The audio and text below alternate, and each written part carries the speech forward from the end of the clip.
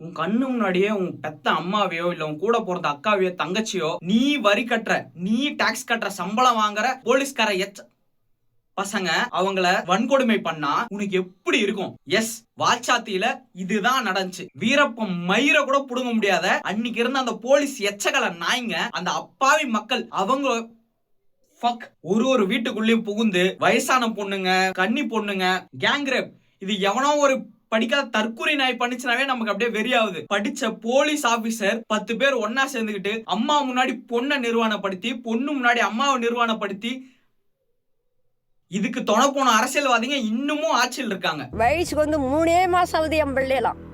3 மாசம் என்ன அடி வகுத்துல. இதுல கொடுமை என்ன தெரியுமா? இப்படி ஒரு விஷயம் நடந்தது நம்ம நாட்டுல இருக்க கிட்டத்தட்ட 3/4 பேருக்கு தெரியாது. ஆமா, அன்னைக்கு இருந்த கவர்மெண்ட் இதை பரப்பவோ இது பண்ணவோ விடல.